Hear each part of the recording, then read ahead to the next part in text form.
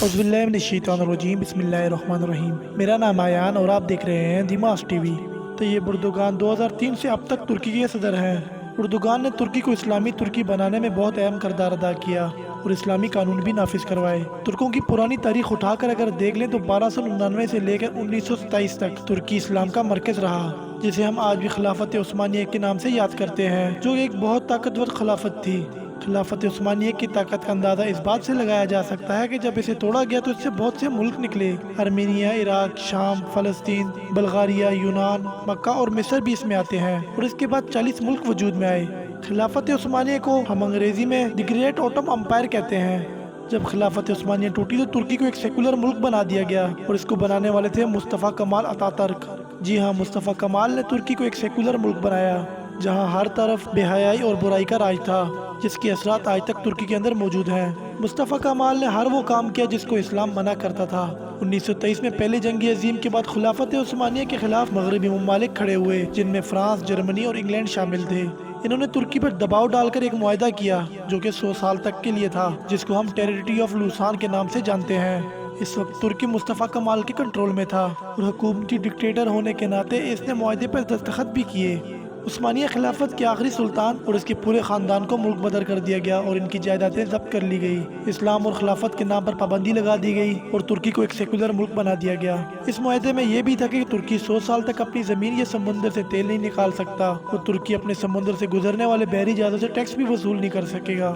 اس بندرگاہ کی اہمیت کا اندازہ اس بات سے لگایا جا سکتا ہے کہ فاسفورس پورٹ 2 براعظم ایشیا اور یورپ کو جوڑتی ہے۔ ترکی آج تک اپنی معاشی مسائل سے گزر رہا ہے، لیکن وہ کافی حد تک ان مسائل سے نکل بھی چکا ہے۔ لیکن یہ 2 چیزیں تھیں جس نے ترکی کو کمزور کیا ہوا تھا۔ اس معاہدے کی وجہ سے ترکی 100 سال تک تیل نہیں نکال رہا تھا اور سمندری جہازوں سے ٹیکس بھی نہیں لے رہا تھا۔ آج یورپ، امریکہ اور عالمی طاقتوں کی نیند اڑی ہوئی ہے، کیونکہ 2023 آ چکا ہے اور ترکی خود مختار اور آزاد ہوگا۔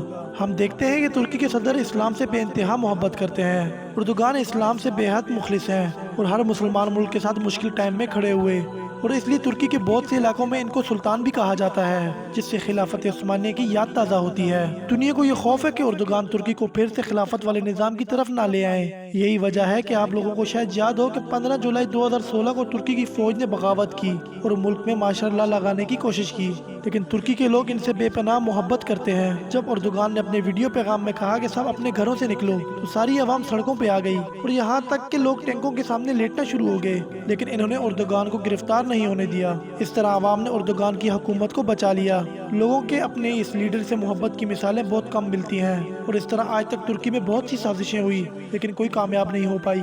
آج بھی سب مسلمانوں کی آنکھیں اسلام کے اس عظیم لیڈر پر ہیں، اور بہت سے سوال سب کے ذہنوں میں گھوم رہے ہیں کہ اردوغان 2023 میں کیا کریں گے؟ کیا ترکی ملک واپس لے گا جو خلافت عثمانیہ کے انڈر آتے تھے؟ آیا ترکی مکمل طور پر اسلامی ترکی بن جائے گا؟ کیا ترکی خلافت عثمانیہ کا نظام قائم کرے گا؟ دوستو، یہ تو وقت ہی بتائے گا۔ لیکن دوسری طرف ایک خبر آ رہی ہے کہ ترکی نے اپنے پورٹ پر جہازوں کو روکنا شروع کر دیا ہے اور ان جہازوں کو بغیر کاغذات اپنی حدود میں نہیں آنے دے رہا۔ ہم سب لوگ جانتے ہیں کہ ترکی نیٹو کا ممبر ہے، لیکن یاد رہے کہ اس کی بندرگاہ پر روکے ہوئے جہازوں میں بہت سے یورپ کے تیل بردار جہاز ہیں۔ سارے مال بردار جہازوں کو گھوم پھر کر ترکی سے ہی گزرنا ہوتا ہے۔ ترکی کے پورٹ پر جہازوں کے رکنے سے یورپ کافی پریشان نظر آ رہا ہے، خاص کر کے امریکہ، کیونکہ امریکہ کا بہت سا تیل اسی بندرگاہ سے گزرتا ہے۔ لیکن یاد رہے کہ ترکی نیٹو کا حصہ ہے اور ترکی پر حملہ نیٹو ممالک پہ حملہ کرنے کے مترادف ہے، اور ترکی اسی چیز کا فائدہ اٹھا رہا ہے۔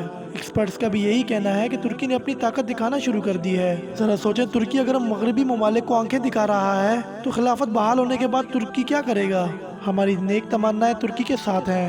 ہماری دلی خواہش ہے کہ ترکی ایک اسلامی ریاست بنے اور تمام مسلمان ملکوں کے لیے ایک مثال قائم کرے۔ مجھے امید ہے آپ لوگوں کو یہ ویڈیو پسند آئی ہوگی۔ اب میں ملوں گا آپ لوگوں کے ساتھ نیکسٹ ویڈیو میں، تب تک کے لیے اللہ حافظ۔